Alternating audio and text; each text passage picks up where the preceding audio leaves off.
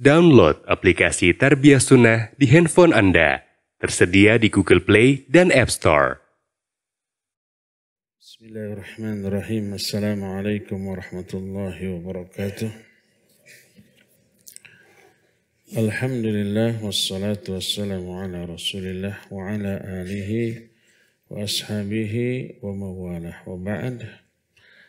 Hadirin jamaah i'tikaf Masjid Umar bin Khattab Selacau, juga jamaah Masjid An-Nafi, para pendengar, para pemirsa, para netizen di mana saja Anda berada. Pagi ini kita akan membahas tentang sholat Id, tentang adab-adabnya. Mengingat nanti sore pemerintah akan mengadakan sidang Dewan Itsbat untuk menentukan kapan 1 Syawal di tahun ini. Sebagian ada yang mengumumkan besok hari Jumat, sebagian lagi ada yang menyatakan lusa. Kita tunggu. Untuk mengantisipasi kalau besok, kita sekarang akan membahas masalah sholat Id. Makna Id adalah diterangkan oleh para ulama, wa huwa kullu yaumin fihi jam'un. Makna pertama Id adalah setiap hari yang di hari itu ada kumpulan manusia berkumpul. Berasal dari kata ada ya'udu idan ka'annahum adu ilaih. Makna Id secara bahasa adalah kembali, seolah-olah di hari tersebut semua manusia kembali untuk berkumpul. Ada lagi pendapat yang menyatakan Id berasal dari kata al-adah, artinya kebiasaan. Li'annahum i'tadauh, karena mereka terbiasa berkumpul di hari tersebut. Jamaknya adalah a'yad. Berkata Ibnul Arabi, sumiyal idu idan li'annahu ya'udu kulla sanatin bifarhin mujaddid. Disebut Id karena hari tersebut kembali setiap tahun dengan kegembiraan yang baru. Disebut hari tersebut dengan hari Id li'anna lillahi fihi awa'idul ihsan, ay anwa'ul ihsan al-a'idah ala ibadihi kulla yaumin. Kata Al-Allamah Ibnu Abidin, disebut Id karena Allah mengembalikan kebaikan-kebaikan Dia kepada hamba-hambanya di hari itu. Idul Fitri umpamanya, selama sebulan sebelumnya manusia dilarang 3 hal, makan, minum, dan syahwat. Maka pas Idul Fitri semua yang terlarang tadi dikembalikan kepada hamba-hambanya sehingga boleh dilakukan di siang harinya. Itulah makna Id yang diterangkan oleh para ulama. Adapun fitri, maksud fitri lawan dari saum. Kalau saum menahan diri dari makan, minum, dan syahwat. Kalau fitr maksudnya bolehnya makan, minum, dan syahwat tersebut. Seolah-olah Idul Fitri itu adalah Idnya orang-orang yang berbuka kembali setelah sebulan sebelumnya mereka melakukan saum. Ada beberapa adab yang harus diperhatikan ketika Id, baik Idul Fitri ataupun Idul Adha. Pertama adalah at-tajamul fil Id. Tajamul maknanya berdandan dengan memakai pakaian terbagus yang dimiliki, bukan harus yang baru. Tapi di antara yang dimiliki adalah pakaian itu terbagus. Maka berkata Imam Ibnu Hajar Al-Asqalani dalam sebuah hadis yang diriwayatkan oleh Imam Ibnu Abi Dunya dan Imam Al-Baihaqi dengan sanad yang sampai kepada Ibnu Umar annahu kana yalbasu ahsana thiyabihi fil idain. Wa Ibnu Umar selalu memakai pakaian terbagus di 2 hari raya Idul Fitri dan Idul Adha. Berkata Imam Malik rahimahullah, sami'tu ahlal ilmi yastahibbuna tiba waz-zina fi kulli id. Aku mendengar para ahli ilmu, mereka mensunnahkan memakai wangi-wangian dan perhiasan di setiap hari Id. Kata Imam Ibnu Qayyim rahimahullah dalam kitab Zadul Ma'ad fi Hadi Khairil Ibad, kana yalbasu lil khuruji ilaihima ajmala thiyabih, fakana lahu hullatun yalbasuha lil idaini wal jum'ah, wa marrah kana yalbasu burdain akhdarain, wa marrah burdan ahmar. Nabi SAW selalu memakai pakaian terbagus ketika keluar untuk sholat Id. Beliau memiliki 2 pakaian yang selalu dipakai dalam 2 Id dan hari Jumat. Kadang memakai pakaian bagus yang warnanya hijau, kadang warnanya merah, walaysa huwa ahmar musmata, tapi bukan merah murni sebagaimana yang banyak diduga oleh manusia. Itu poin yang pertama, berdandan memakai pakaian yang terbagus di antara pakaian yang dimiliki. Kedua, ketika keluar menuju tempat sholat, disunnahkan mengambil jalan yang berbeda ketika pergi dan ketika pulang. Dan ketika itu, maka Rasul SAW dikabarkan oleh Jabir bin Abdullah radhiyallahu an, kana Nabi alaihi salatu wasallam idza kana yaum Id khalafa at-tariq.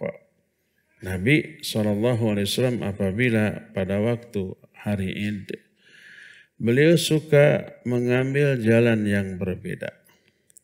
Maknanya, kata Imam Ibnu Qayyim, fayadhhabu fi at-tariq wa yarji'u fi akhar. Maksudnya beliau pergi ke tempat Id, mengambil jalan ini dan pulangnya mengambil jalan yang lain. Apa hikmahnya? Pertama, liyusallima ala ahli tariqain, agar beliau bisa menyampaikan salam ke lebih banyak orang. Ketika pergi ke jalan di sini, pulangnya ke jalan lain dengan orang yang berbeda. Waqila, menurut pendapat lain, liyanala barakatahul fariqan, untuk memperoleh barokah dari 2 jalan, sehingga barokahnya lebih banyak lagi. Ketiga, liyaqdiya hajata man lahu hajatun minhuma, untuk menunaikan keperluan kepada orang-orang yang berada di jalan yang berbeda. Ada lagi yang keempat, liyudhira sya'irul Islam, untuk menampakkan syiar Islam. Dan banyak lagi, kata Imam An-Nawawi rahimahullah, setelah menjelaskan berbagai macam pendapat para ulama tentang hikmah di balik mengambil jalan yang berbeda, beliau menyatakan, wa idza lam yu'lami sabab ustuhibbat ta'asya qat'an wallahu a'lam. Bila tidak diketahui sebabnya, kenapa mengambil jalan yang berbeda, maka disunnahkan ta'assi kepada beliau. Ta'assi itu mencontoh, pokoknya Nabi begitu-begitu. Mau tahu alasan, mau tidak, maka lakukan apa yang beliau lakukan, di sana ada ibadah. Itu yang kedua. Ketiga, mengambil tempat sholat di lapangan dan bukan di masjid. Dan yang pertama kali dilakukan adalah sholat baru khutbah. Terbalik dengan apa? Dengan Jumat. Kalau Jumat khutbah dulu baru sholat. Ini terbalik. Sholat dulu baru khutbah. Sebagaimana hadis dari Abu Sa'id Al-Khudri riwayat Bukhari dan Muslim. Kana Rasul sallallahu alaihi wasallam yakhruju yawmal fitri wal adha ila al-musalla fa awwalu syai'in yabda'u bihi as-shalah. Nabi sallallahu alaihi wasallam selalu keluar pada Idul Fitri, Idul Adha ke tempat salat di lapangan dan yang pertama kali beliau lakukan adalah salat baru khutbah. Berkata Al-Allamah Ibnul Hajj Al-Maliki, "Was-sunnatul madiyah fi salatil idain an takuna fil musalla." Sunnah yang telah lalu di zaman Nabi SAW dalam salat Id, baik fitri atau adha, hendaklah dilakukan di lapangan. Padahal Nabi SAW bersabda, "Salatun fi masjidi hadha afdal min alfi salatin fi masjiwa illa al-masjidil haram." Salat di masjidku ini, yaitu di Masjid Nabawi di Madinah, itu lebih utama 1000 kali salat dibanding di masjid lain kecuali Masjidil Haram. Sekalipun di masjid 1000 kali lebih baik, tapi Nabi meninggalkan salat Id di masjid dan melakukannya di lapangan. Dan ini menunjukkan di lapangan pahalanya lebih banyak dibanding 1000 kali yang dilakukan di Masjid Al-Nabawi. Berdasarkan hal itulah maka berkata Imam Ibn Qudamah Al-Maqdisi dalam kitab Al-Mughni As-Sunnah, ayus shallal id fil musalla. Sunnahnya lakukan sholat Id di lapangan. Berdasarkan hal itu, maka itulah yang lebih utama. Kecuali kalau terhalang. Umpamanya tidak bisa dilakukan di lapangan. Karena umpamanya banjir, atau karena kotor, atau karena hal lain, maka boleh dilakukan di dalam masjid.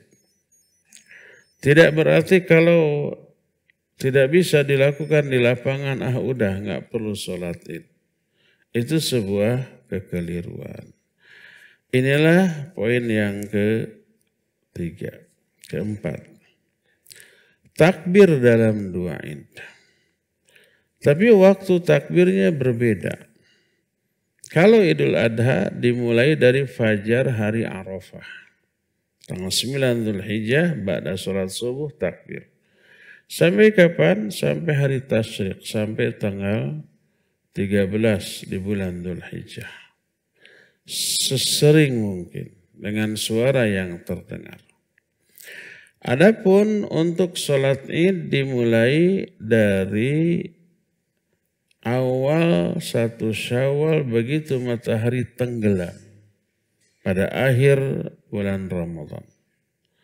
Allah berfirman dalam Al-Quran, dalam surah Al-Baqarah, walitukabbirullaha walitukmilul iddata walitukabbirullaha ala ma hadakum wa la'allakum tashkurun.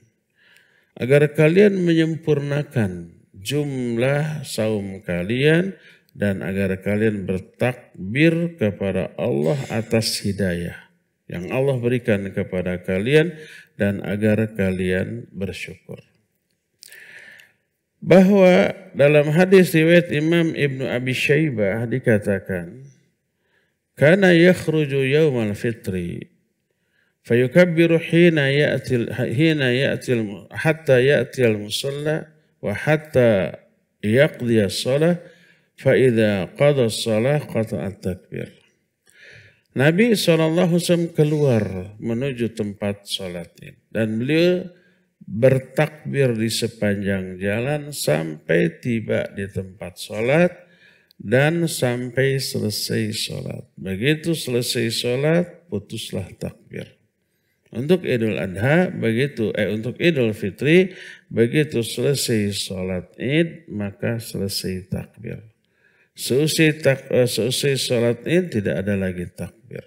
Berbeda dengan Idul Adha. Setelah beres Idul Adha, sholat, maka terus disyariatkan takbir sampai tanggal ke-13 di bulan Dzulhijjah. Berkata Syekh Al-Albani rahimahullah menanggapi hadis-hadis tadi. Kata beliau, wa fil hadis dalilun ala masyru'iyati ma jara alaihi amalul muslimin min at-takbiri jahran fit tariq ila al-musalla. Wa in kana kathiru minhum bada'u yatasahaluna bihadhi sunnah hatta kadat tusbihu fi khabari kana. Di dalam hadis tadi terkandung dalil disyariatkannya apa yang menjadi kebiasaan kaum muslimin sejak dahulu, yaitu bertakbir dengan suara keras di jalan-jalan sampai tiba di tempat sholat. Walaupun kebanyakan orang sudah mulai menganggap enteng amalan ini sehingga mereka tidak takbir lagi di jalan. Di jalan malah ngobrol. Sampai ke lapangan baru ikut takbir. Ini keliru. Takbir sejak dari rumah. Sejak ketika di jalan. Saking banyaknya orang melupakan seolah-olah ini sudah hanya menjadi berita di masa lalu. Adapun lafaz takbirnya dijelaskan di dalam beberapa hadis yang sahih. Ada dari Ibnu Mas'ud radhiyallahu anhu. Yaqul ketika beliau bertakbir, beliau mengumandangkan takbir dengan lafaz Allahu Akbar, Allahu Akbar, 2 kali takbirnya. La ilaha illallah wallahu akbar walillahil hamd. Itu hadis diriwayatkan Imam Ibnu Abi Syaibah dengan sanad yang sahih. Adakah yang 3 kali? Ada. Takbirnya 3 kali. Yaitu dari Ibnu Abbas radhiyallahu anhuma. Tapi kalimat terakhirnya berbeda. Ibnu Abbas bertakbir Allahu Akbar, Allahu Akbar, Allahu Akbar, walillahil hamd.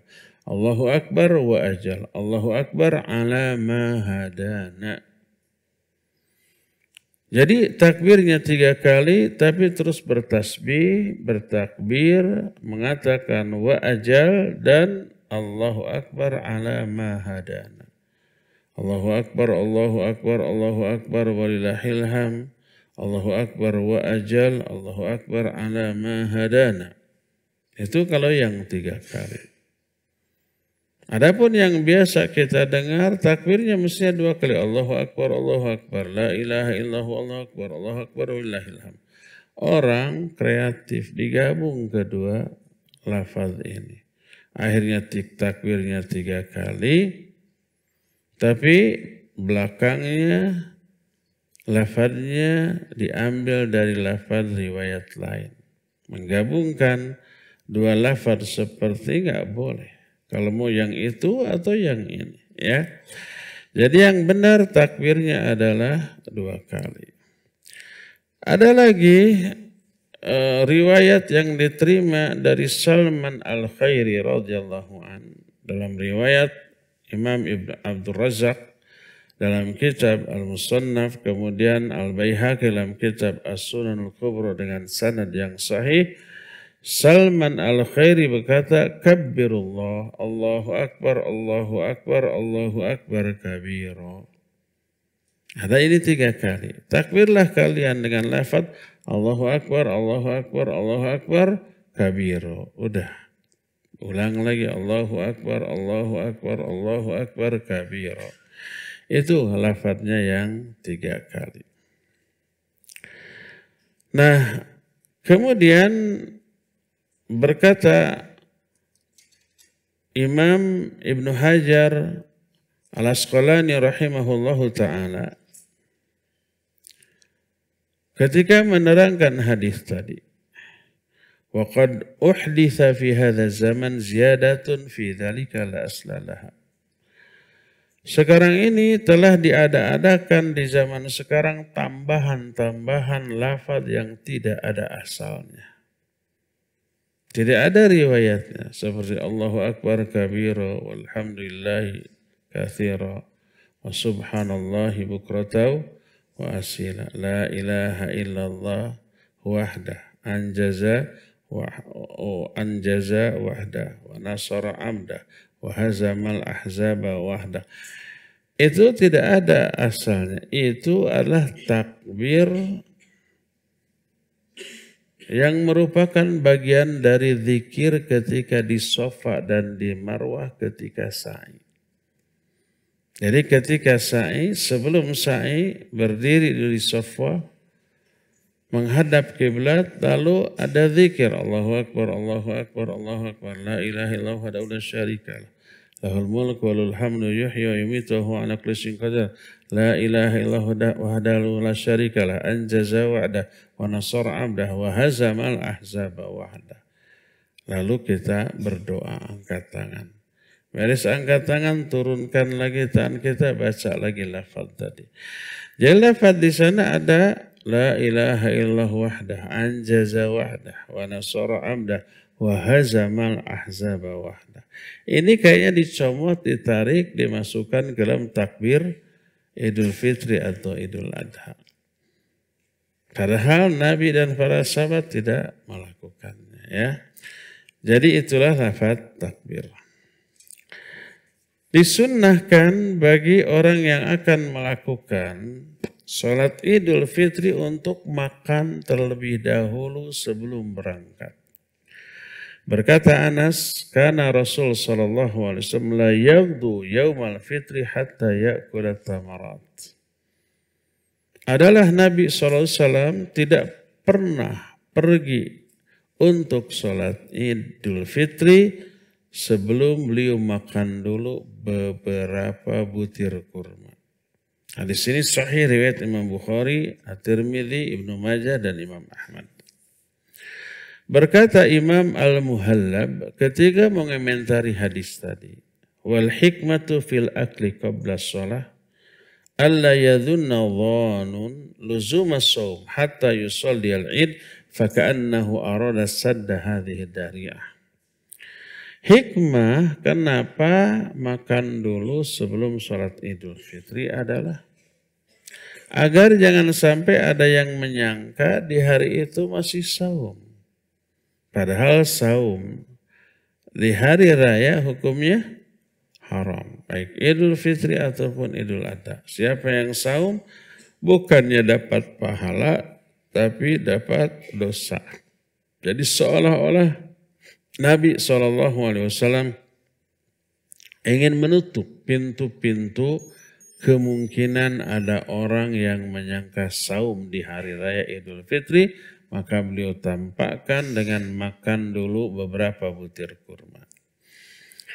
Riwayat dari Buraidah, kana Nabi sallallahu alaihi wasallam la yakhruju yaumal fitri hatta yat'ama. Wa yauman nahar la ya'kulu hatta yarji'a fa ya'kulu min nasikatihi. Nabi sallallahu alaihi wasallam tidak pernah keluar untuk salat Idul Fitri sebelum makan dulu.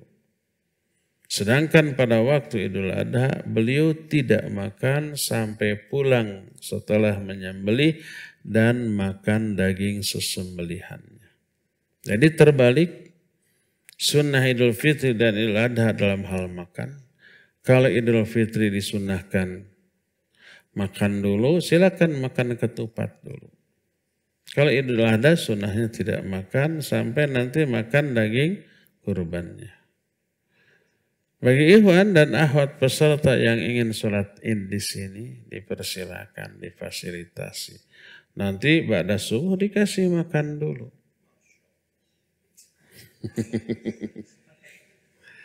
Bayar enggak? Ya gratis.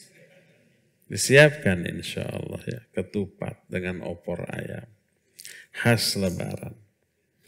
Makanya nanti didata oleh panitia siapa yang akan lebaran di sini. Agar menjamin ketersediaan makanan sebelum sholat Id. Inilah sunnahnya makan sebelum Idul Fitri. Disunnahkan mandi sebelum Id. Tidak wajib. Siapa yang tidak mandi? Bau. Enggak dosa dia. Tapi itu tadi mungkin ya. Kata Nafi, membantu Ibnu Umar, anna Abdullah bin Umar kana yagtasilu yawmal fitri qabla ayyagdu ilal musalla.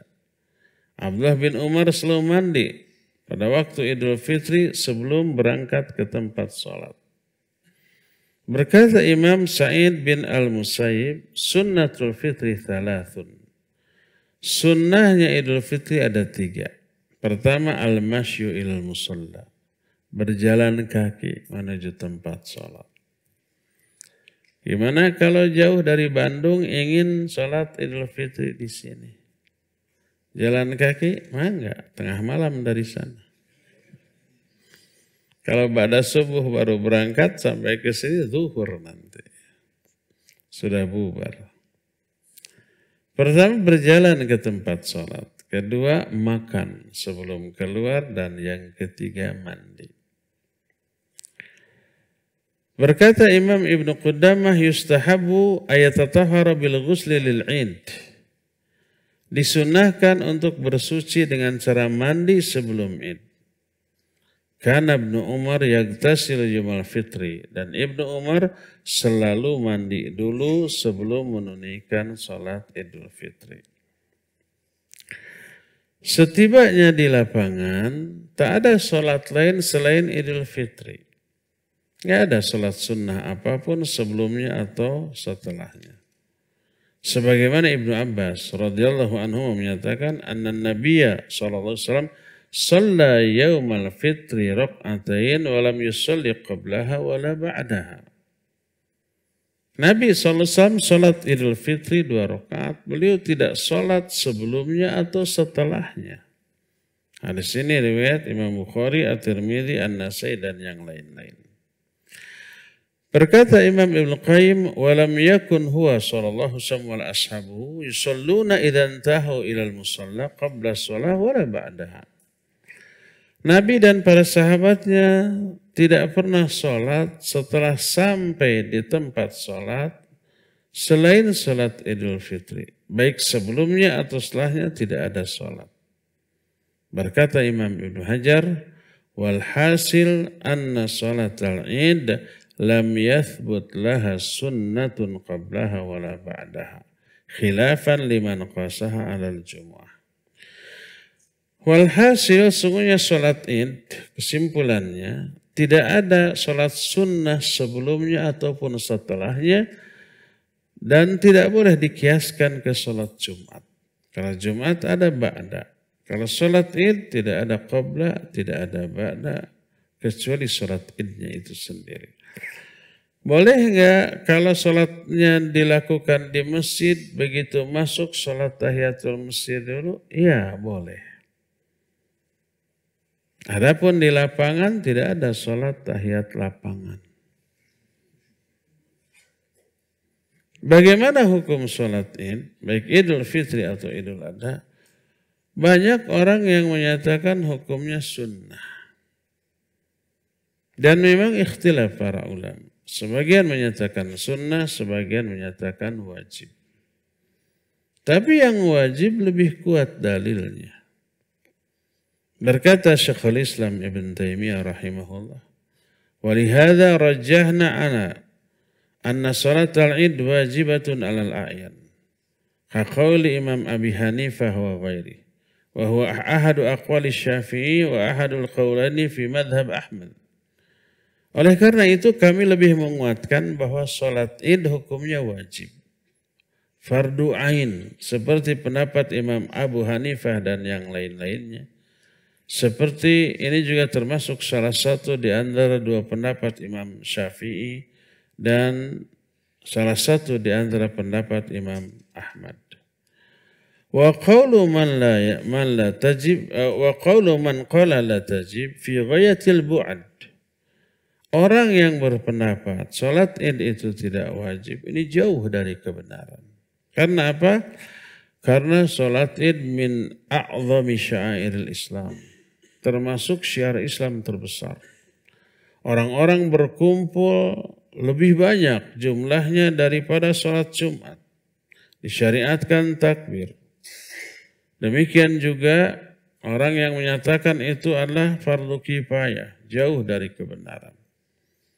Berkata Al-Imam Syaukan dalam kitab As-Sailul Jarar, "I'lam anna Nabiya sallallahu alaihi wasallam lazama hadhihi shalah fil 'idain wa lam yatrukha fi 'idin min al-a'yad wa amara an-nasa bil khuruj ilaiha hatta amara bi khurujin nisa' al-'awatiq wa dhawatil khudud wal huyyad wa amara al-huyyad ay ya'tazilna as-shalah wa yashhadna al-khaira wa da'watal muslimin hatta amara man la jilbaba laha an tulbisaha sahibatuha."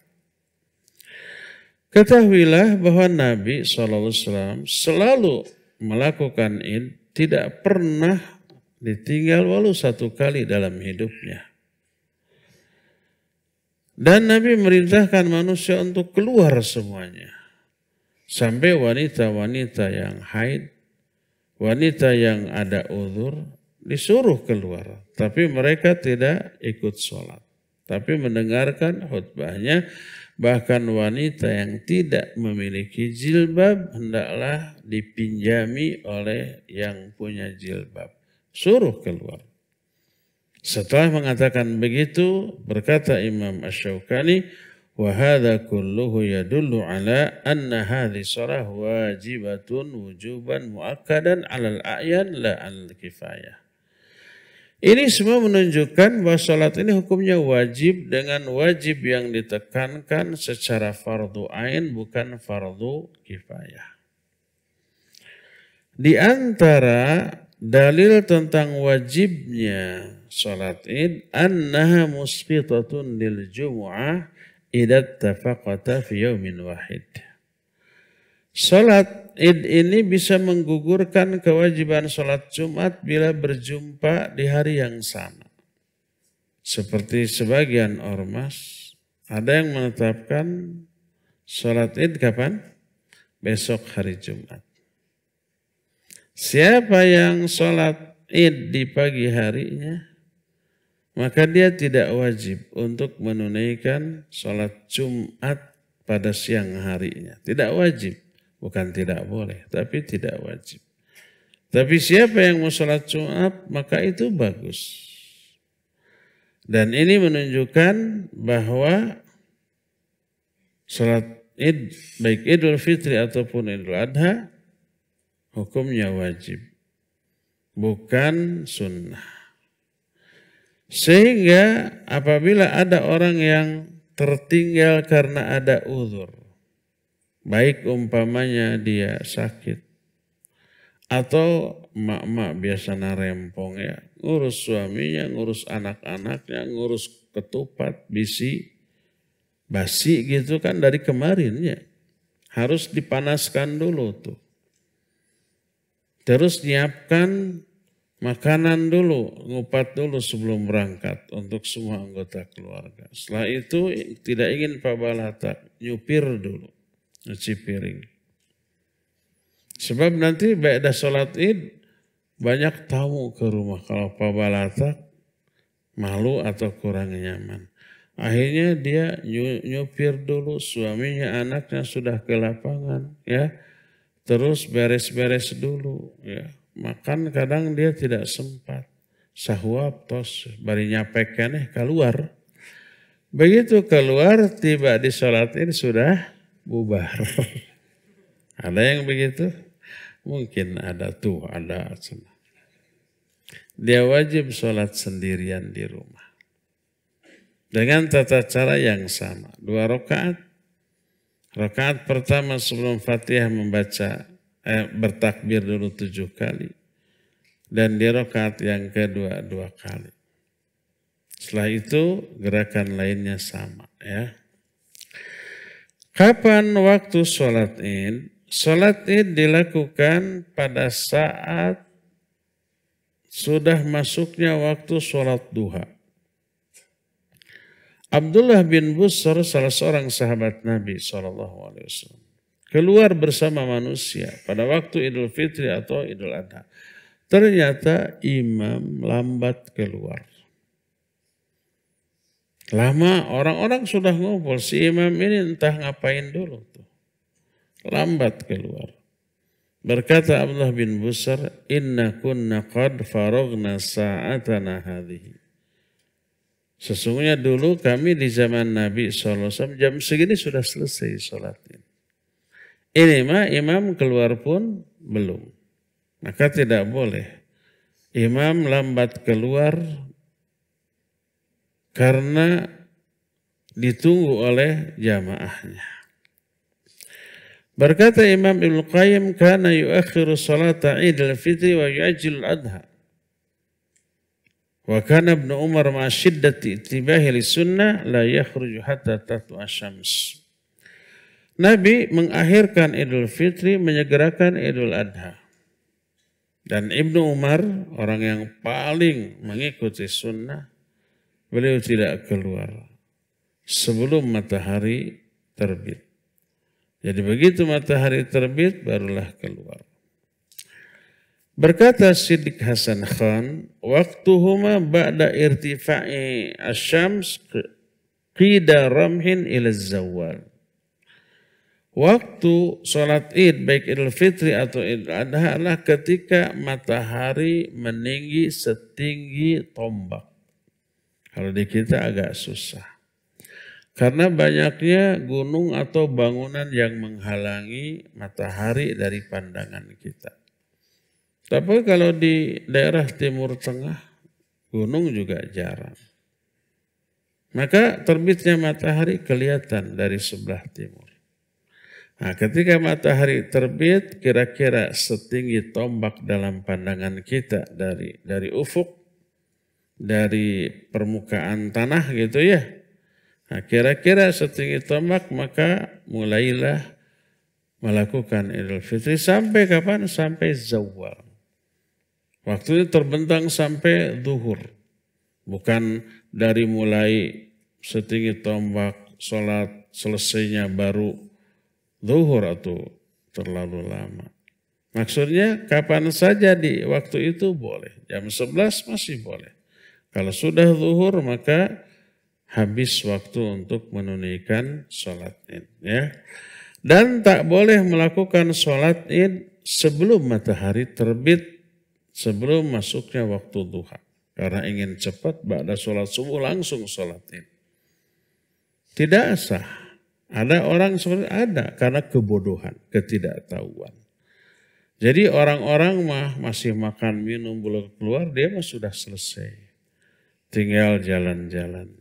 Jalan-jalan ngapain subuh masih pada nutupnya. Dalam menunaikan sholat id tidak ada azan, tidak ada qomat, tidak ada seruan as-sholatu jami'atan rahimakumullah. Dari Jabir bin Samurah, "Shallaitu ma Rasulillah sallallahu alaihi wasallam idain ghair marrah wala marratain bi ghairi adzan wala iqamah." Aku menunaikan salat id dengan Nabi sallallahu alaihi wasallam, bukan sekali dua kali tapi sering beliau salat tanpa adzan, tanpa iqamah.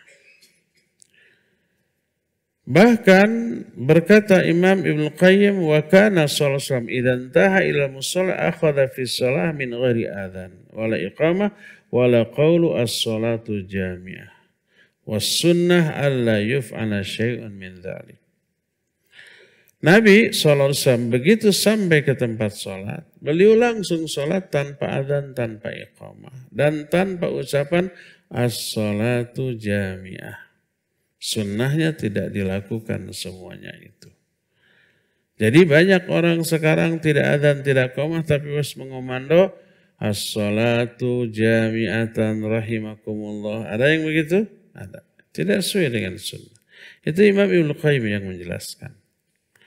Lalu apa yang harus dilakukan oleh imam untuk mengomando? Langsung ambil mic lalu mengomando untuk meluruskan saf, sawu sufufakum. Silakan luruskan safnya. Sama dengan sholat-sholat biasa ya. Bagaimana tata cara sholat id? Sholat id dilakukan 2 rakaat. Di rakaat pertama sebelum membaca surah Al-Fatihah, sebelum membaca doa iftitah, takbir dulu 7 kali selain takbiratul ihram. Jadi begitu berdiri, siap takbiratul ihram, Allahu Akbar. Setelah takbiratul ihram baru takbir lagi 7 kali. Jadi dengan takbiratul ihram menjadi berapa? Menjadi 8 kali. Dan untuk rakaat yang kedua sebelum membaca Al-Fatihah takbir dulu 5 kali selain takbir bangkit dari sujud. Begitu bangkit dari sujud berdiri kan takbir Allahu Akbar gitu kan. Lalu berdiri setelah itu takbir lagi 5 kali. Jadi 6 kali dengan takbir intiqal tadi. Berkaitan dengan masalah ini berkata Imam Al-Baghawi. Kata beliau wa hadza qaulu aktsari ahli al-ilmi min as-sahabah. Faman ba'dahum annahu yukabbiru fi salatil id fil ula 7 siwa takbiratul iftitah wa fi tsaniyah 5 siwa takbiratul qiyam qabla al-qiraah. Dan ini adalah pendapat kebanyakan ahli ilmu dari kalangan sahabat dan ulama setelahnya. Bahwa imam takbir dalam salat id di rakaat pertama 7 kali selain takbiratul ihram dan rakaat kedua 5 kali selain takbir bangkit dari sujud. Jadi dengan takbiratul ihram menjadi 8 kali, rakaat keduanya dengan takbir bangkit dari sujud menjadi 6 kali. Apa yang dibaca di sela-sela antara takbir dengan takbir? Kan takbir dulu 7 kali, Allahu Akbar. Takbir lagi. Apa yang dibaca? Lam yasiha anin Nabi SAW. Tidak ada satupun hadis dari Nabi SAW yang menjelaskan tentang apa yang harus dibaca antara takbir dengan takbir. Oleh karena itu, karena tidak adanya dalil yang jelas tentang masalah ini, maka tak ada zikir apapun di antara takbir-takbir tadi. Berdasarkan begitu, maka diam. Adapun apa yang dibaca oleh orang ketika antara takbir membaca subhanallah walhamdulillah wa la ilaha illallah wallahu akbar, itu tidak ada asalnya sama sekali. Entah diambil dari mana ya. Adapun kalau tadi dikatakan hukum sholat, ini adalah wajib. Bagaimana hukum mendengarkan khutbahnya? Hukum mendengarkan khutbah sunnah, tidak wajib. Dan ini didasarkan kepada banyak keterangan, di antaranya keterangan yang menjelaskan bahwa Nabi SAW kata seorang sahabat ini namanya Abdullah bin Sa'ib, syahidul id man Nabi SAW, falamma qada shalah qal inna nakhtubu, faman ahabba yajlis lil khutbah falyajlis, wa man ahabba yadhhab falyadhhab. Setelah Nabi sholat beres sholat id, beliau berkata, saya akan khutbah. Siapa yang ingin duduk untuk mendengarkan, silakan duduk. Siapa yang ingin pergi, silakan pergi. Di sini riwayat Imam Abu Daud, An-Nasai dan Ibnu Majah dengan sanad yang sahih. Berkata Imam Ibnu Qayyim, wa rakhasa liman syahida al-id ay yajlisa al-khutbah aw ayadhhab. Nabi memberi rukhsah. Siapa yang ingin duduk mendengarkan khutbah boleh, siapa yang ingin pergi juga dibolehkan. Yang tidak boleh adalah duduk tetap di sana tapi tidak mendengarkan khutbah. Yang mereka lakukan ngobrol. Akhirnya mengganggu orang-orang sekitar. Yang paling parah sambil ngobrol, sambil merokok di tempat sholat id. Imam khutbah, jamaah lain mendengarkan, ini ngobrol sambil merokok. Na'udzubillah. Ya, maka tidak boleh. Daripada duduk di sana, baik sambil merokok atau sambil ngobrol, lebih baik pulang. Atau pergi ke tempat ngerumpi yang lain. Silakan. Ya. Inilah beberapa adab yang berkaitan dengan sholat id, Idul Fitri, yang semoga Allah Azza wa Jalla memudahkan bagi kita untuk melaksanakan sholat Idul Fitri di hari Idul Fitri, entah besok, entah lusa ya.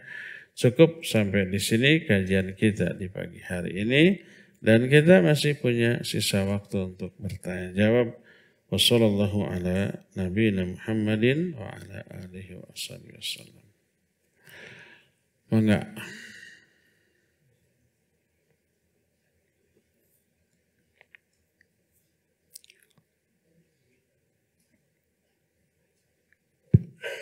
Assalamualaikum warahmatullahi wabarakatuh. Waalaikumsalam warahmatullahi wabarakatuh. Ketika kita melaksanakan sholat id di lapangan,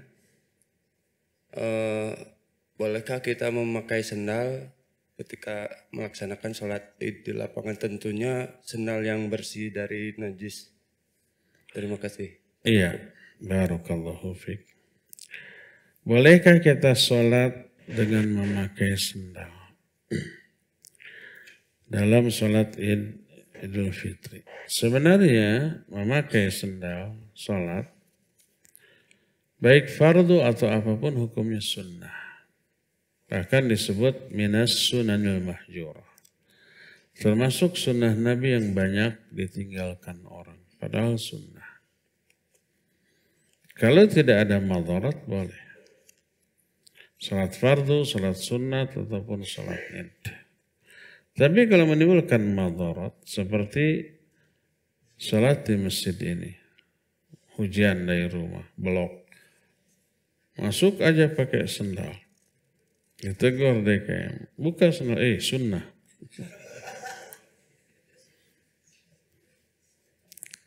Kalau sunnah tidak wajib. Kalau sunnah dilaksanakan menimbulkan madarat, jangan. Ini karpet kotor, baru loh, belum sebulan. Harganya ratusan juta. Semuanya gitu ya, bukan sebaris.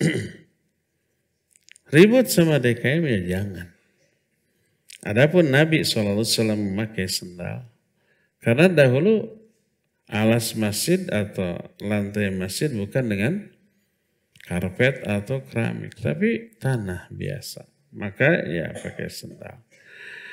Di lapangan nanti sholat id boleh. Kalau memang bukan di atas karpet panitia. Kalau di sini nanti di lapangan di karpet ini diamparkan untuk sholat. Boleh pakai sendal di sana, sokwe ayuani. Kotor ya, buka aja.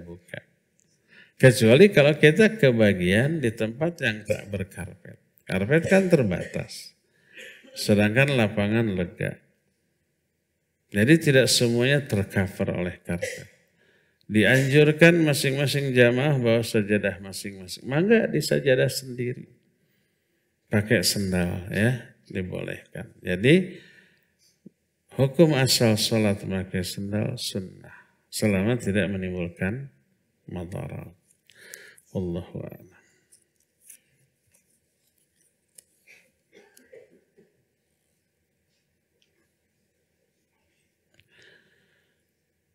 Afan Ustaz, ana ingin meminta pengampunan dosa. Na'udzubillah. Pengampunan dosa itu salah satu ibadah orang Nasrani. Datang ke gereja, masuk ke bilik khusus. Pendetanya di ruangan lain tapi dekat. lalu melakukan pengampunan dosa. Itu ritualnya orang-orang Nasrani.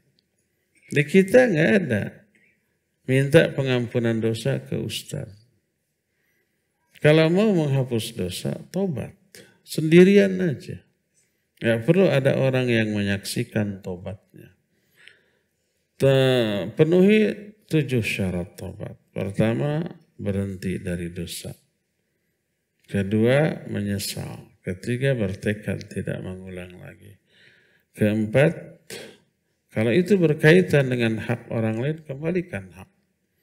Kalau pernah menzalimi orang, minta maaf, minta dihalalkan.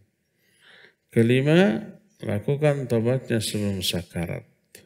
Keenam, lakukan tobat sebelum matahari terbit dari barat.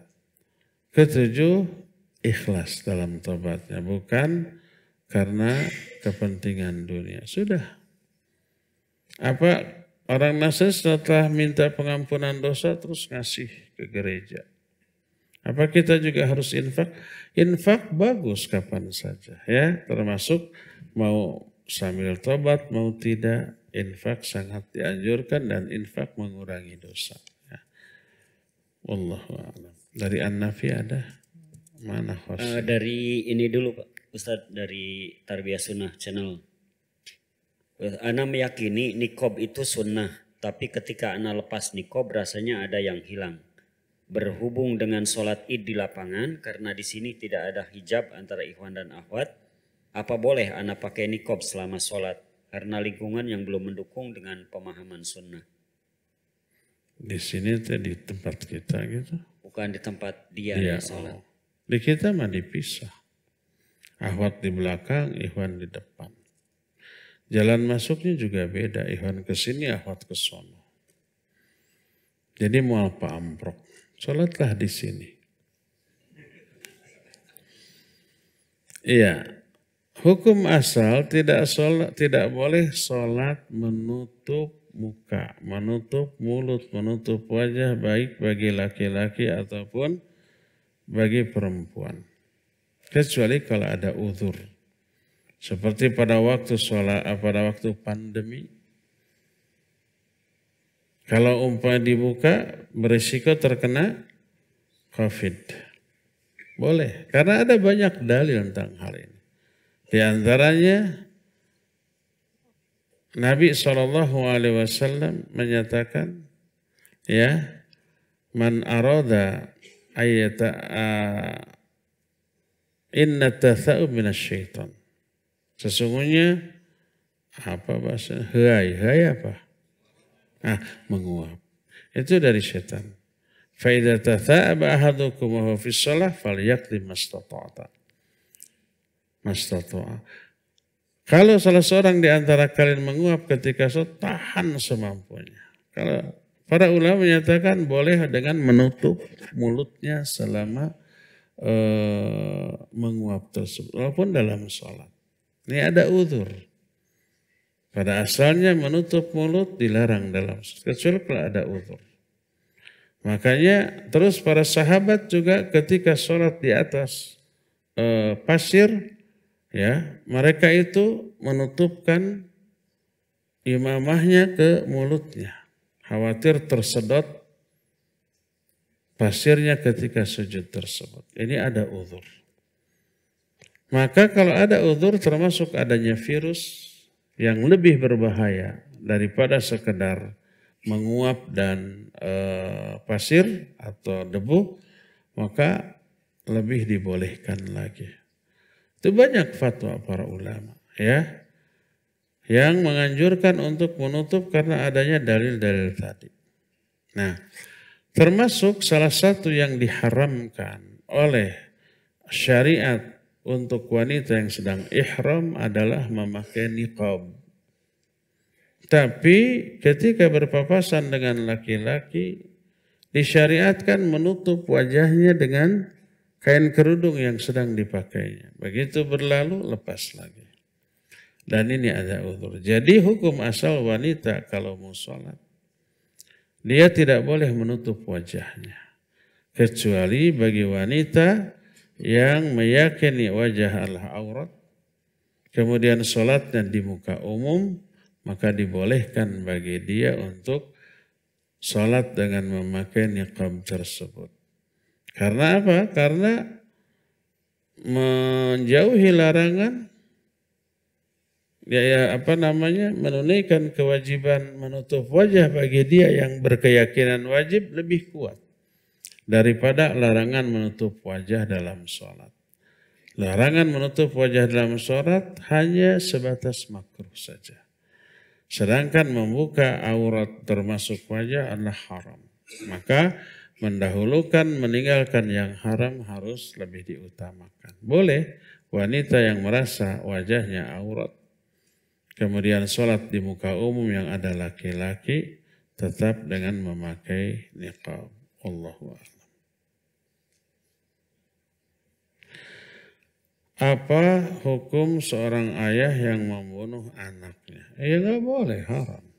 Dosa besar. Mau anaknya, mau anak orang, mau anak kucing juga. Nggak boleh. Di negara yang diterapkan hukum Islam ataupun tidak. Kalau membunuh tanpa uzur, dipenggal lagi dia. Tapi kalau di negeri yang tidak melakukan hukum Islam, ya paling ada yang dihukum mati kan, hukuman bagi pembunuh kan yang berencana gitu hukum mati lagi atau seumur hidup, ya tergantung kebijakan hakim hasil dari persidangan. Bagaimana sikap seorang ayah yang anaknya di penghujung pemurtadan, yang di kota tersebut marak pemurtadan? Sudah sulit dinasihati karena sudah berani melawan orang tua. Minta solusinya. Itu kesalahan sang ayah tidak membentengi anaknya dengan akidah dan membiarkan anaknya hidup di lingkungan yang sangat berisiko. Apalagi ada gerakan pemurtadan. Itu negara umpamanya mayoritas kafir, lingkungan kafir. Nggak boleh. Nggak boleh dibiarkan. Apalagi sekedar mengejar dunia kerja di sana, gaji gede tapi berisiko murtad. Nggak boleh diizinkan. Jangan. Cari tempat kerja atau tempat tinggal lingkungan lain. Ini menunjukkan tidak ada pendidikan dari awal sejak dini, sejak anak-anak kepada anak tersebut sehingga dibiarkan semaunya. Pas mau dimurtadkan dilarang melawan, ya iya. Ibarat pohon dari kecil sudah bengkok dibiarkan. Padahal ketika kecil aja bisa diluruskan, diikat di mana gitu. Ketika masih kecil kan masih fleksibel ya. Sudah gede, udah segede badan kita itu batang pohon, bengkok mau diluruskan. Apa yang terjadi? Pertama kita nggak mampu, tenaganya kurang. Kedua kalau pakai alat juga patah. Lakukan sejak dini, sejak kecil. Dari bapak-bapak ada lagi?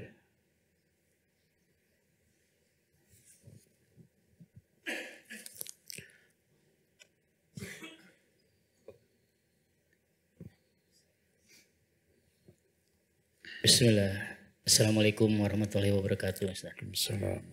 Semoga Ustaz dan keluarga selalu ada dalam lindungan Allah Ta'ala. Dan para jemaah itikaf selalu sehat walafiat semuanya. Amin. Izin bertanya Ustaz. Tadi yang Ustaz bahas itu mengenai salat id yang hukumnya itu hampir wajib itu. Sedangkan misalkan kalau ada yang enggak sholat itu jadinya dosa enggak itu Ustaz?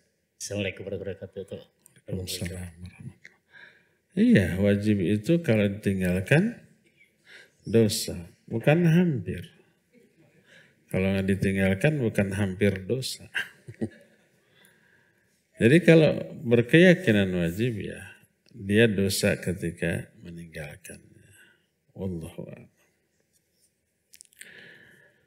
Afan Ustaz, kalau misal kita udah selesai sholat, terus menemukan selotip nempel pada anggota wudhu.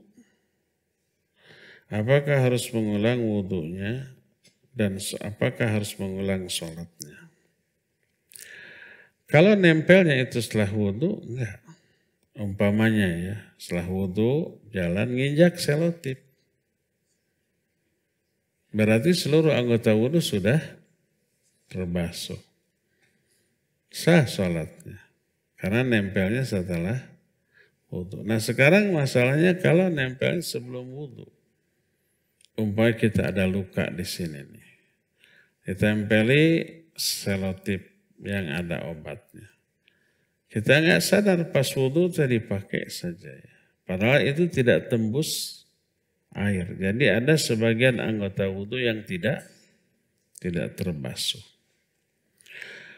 Kita sholat, setelah selesai sholat sambil wirid, gagaro, iya naon, selotip, nempel. Dan diyakini itu nempelnya sebelum wudhu. Dan ketika dibuka, garing. Artinya tidak tersentuh wudhu. Sholatnya sudah selesai dan waktu sholat sudah masih ada. Apa harus diulang wudhu lagi, sholat lagi? Tidak. Karena apa? Karena banyak dalil sebuah ibadah yang dilakukan secara salah. Tapi dilakukan karena ketidaktahuan. Baik tidak tahu secara syar'i ataupun secara hissi.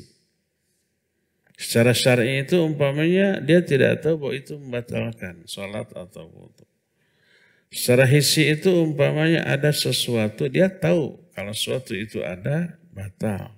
Tapi dia tidak tahu ada sesuatu itu.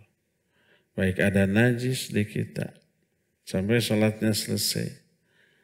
Kita tahu kalau ada najis tidak sah. Tapi karena tidak tahu bahwa itu ada najis, kita sholat sampai selesai. Maka setelah selesai sholat baru diberitahu ada najis. Umpamanya kita pakai sejadah di rumah. Beres sholat, istri kita datang, itu sajadah keompolan tadi. Pantas pas sujud hangsur. Nah, tapi sholatnya sudah selesai. Maka sholatnya sah dan tidak harus diulang. Banyak dalil tentang hal ini. Pertama, Muawiyah bin Al-Hukam. Sudah saya ceritakan di sini. Dia mu'allaf karena banyak gaul dengan sahabat. Dia tahu adab-adab bergaul.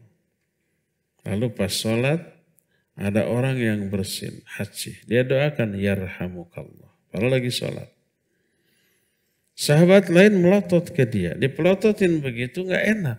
Lalu ngomong, masya'nukum tanzuruna ilayya. Ngapain kamu melotot saya?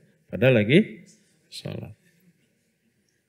Padahal bicara dalam sholat, membatalkan sholat.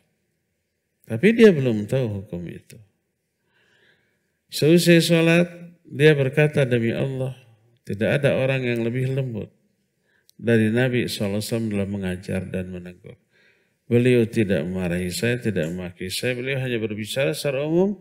Inna hadis sholah la yusluhu fiha min kalamin nas. Sholat ini enggak layak, di dalamnya ada ucapan manusia. Tapi beliau tidak menyuruh aku mengulang sholat lagi. Menunjukkan sholatku sah. Adapun tadi ngomong yang sebenarnya membatalkan, karena belum tahu. Karena kebodohan. Bodoh menurut ilmu syar'i. Nah, adapun ketika ada sahabat lain sholat, Nabi SAW menyatakan, sholli fa innaka lam tusolli. Sholat lagi kamu belum sholat. Kalau baru sholat, sholat lagi. Setelah beres, sholat lagi kamu belum sholat. Sampai 3 kali.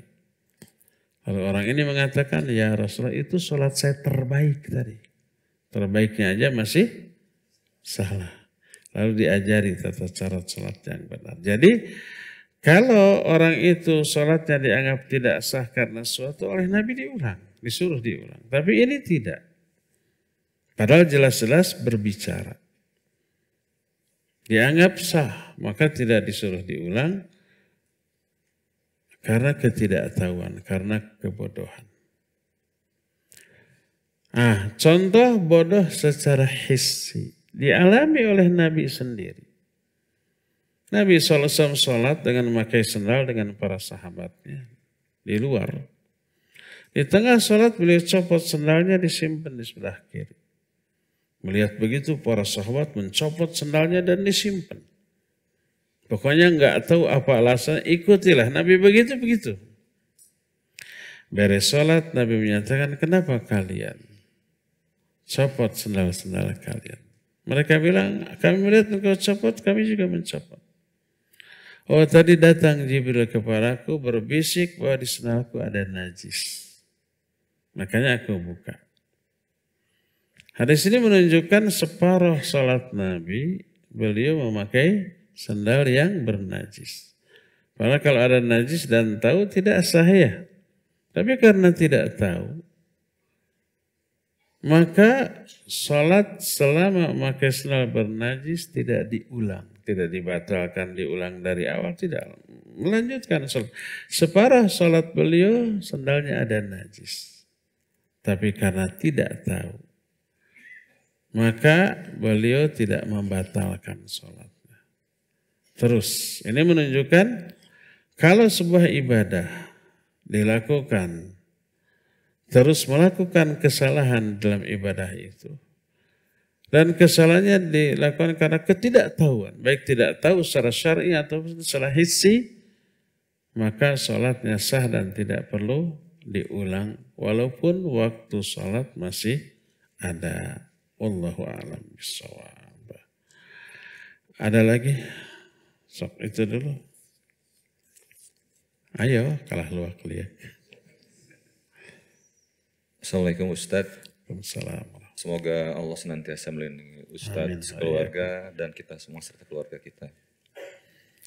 Izin Ustadz bertanya, bagaimana jika ketua DKM di kantor kami memutuskan untuk pelaksanaan sholat id khususnya siswa yang tidak pulang, ada 125 orang dilaksanakan dalam masjid, sedangkan ada lapangan. Dan kami sudah memberikan saran namun kalau hujan bagaimana katanya, tetap aja di masjid. Itu yang pertama. Yang kedua kaitannya dengan zakat fitrah. Ketua DKM kami memutuskan untuk menerima uang namun menyalurkannya dengan uang lagi. Bahkan disalurkannya kemarin tanggal 18 hari Senin. Alasannya karena mau cuti. Dan disampaikan bahwa uang tersebut bukan hanya untuk zakat, melainkan untuk beli baju lebaran bagi penerimanya. Bagaimana hukumnya sedangkan Ana juga termasuk anggota DKM tersebut dan sering menyarankan berikut dalilnya namun selalu tidak didengar karena dianggap tidak nasional ibadahnya. Mohon doa dan dukungannya serta sarannya agar Ana tetap istiqomah. Jazakallahu khair, barakallahu fikum. Baik.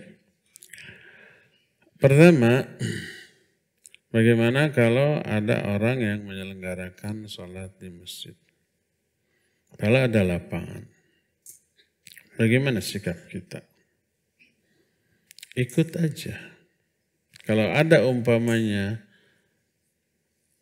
lapangan di tempat yang agak dekat, ikut. Kalau tidak madarat. Kalau madarat, umpah kita ditunjuk panitia oleh atasan kita dan kekeh di masjid, ikut. Ini juga yang terjadi di Mekah dan di Madinah. Masjidil Haram, Masjid Nabawi tetap dipakai sholat id. Ada lapangan di sana? Lega banyak. Kenapa tidak di lapangan? Mereka tetap di masjid. Padahal di Masjid Nabawi itu 1000 kali lipat, tapi Nabi SAW tetap di lapangan saat itu. Wallahu alam pertimbangannya. Apa mungkin karena tidak ada gitu? Saya yakin kalau pemerintah Saudi mau mengadakan lapangan khusus tempat sholat itu pasti bisa lah. Lahan banyak ya. Tapi mereka tetap. Bagaimana kita jamaahnya? Ikut saja. Kumahadiyah. Itu pertama. Kedua, kalau bagaimana kalau ada yang nitip zakat fitrah dengan uang. Di kita juga banyak. Tapi kita menyediakan stok beras. Jadi kita belikan belikan beras. Jadi kita bagi berasnya. Itu lebih afdal ya, lebih utama. Jadi kalau kita ditunjuk panitia dan menerima titipan zakat fitah berupa uang, siapkan stok beras. Jadi kalau ada yang titip uang, belikan beras yang ada, lalu salurkan dalam bentuk beras. Kalau umpamanya dilaksanakan jauh-jauh hari sebelum Id, ya pendapat Imam Syafi'i menyatakan boleh dari awal Ramadan. Yang lebih hebat itu pendapat siapa? Imam Abu Hanifah setahun 2 tahun sebelumnya boleh lebih luang. Tapi kalau kita meyakini yang benar, yang kuat pendapat Imam Ahmad berdasarkan hadis Ibnu Umar, 2 hari sebelum Id baru boleh gitu ya. Lalu ada orang yang menyatakan dengan membagikan seminggu sebelumnya dengan alasan mau cuti. Kalau memang mau cuti jangan jadi petugas zakat. Mundur saja. Berikan kepada orang yang mampu mengatur zakat di waktu yang pas. Oh, karena saya mau cuti gitu. Kalau cuti udah jangan jadi panitia zakat atau ya. Kalau alasannya tidak nasionalis, agama ini bukan berdasarkan aturan pemerintah. Agama ini berdasarkan aturan syariat. Betul kita diwajibkan taat kepada pemerintah. Tapi dalam perkara yang tidak diatur oleh syariat. Yang menjadi wewenangnya. Nggak boleh karena pemerintah punya wewenang mengatur dan wajib ditaati lalu merubah aturan syariat. Tidak boleh. Fungsi pemerintah adalah menerapkan aturan syariah dan mendukung dengan kekuasaannya. Bukan seenaknya merubah-rubah ketetapan syariat. Jadi power kekuasaan itu untuk mendukung penerapan syariat, bukan merubah-rubahnya. Jadi bilang saja aturan agamanya. Jangan ada pertimbangan nasionalis atau tidak gitu. Ya, dan pemerintahnya tidak melarang menyalurkan zakat dalam bentuk beras dan disalurkan pada waktu. Ada yang melarang? Tidak. Pasal mana? Hukum mana? Apa? KUHP, hukum pidana gitu? Mana pasalnya? Siapa yang menyalurkan pada waktu 2 hari sebelum Id dihukum 1 tahun penjara. Ada yang begitu? Tidak ada ya. Jadi bukan nasionalisme yang menjadi patokan dalam beribadah, tapi Quran Sunnah ya. Wallahu a'lam bishawab. Cukup ya sampai di sini saja.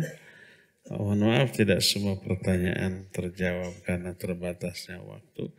Untuk hari ini kemungkinan jam 10 nanti ada gerhana. Kemungkinan ya. Kalau terlihat kita sholat gerhana. Kalau tidak, tidak. Umpamanya terhalang awan atau dan seterusnya. Tapi jaga-jaga kalau terlihat, maka kajian hari ini untuk jam 10 kita pajukan jadi jam 8 lagi. Mungkin sampai jam 9:30. Nanti jam 10 kita adakan sholat gerhana di masjid ini bila terlihat ya. Subhanakallahum bihamdik asyhadu an la ilaha illa anta astaghfiruka wa atubu ilaik walhamdulillahirabbil alamin. Wassalamualaikum warahmatullahi wabarakatuh. Yuk belanja di TS Mart. Dengan belanja di TS Mart, Anda turut berpartisipasi dalam dakwah yang diselenggarakan YTS.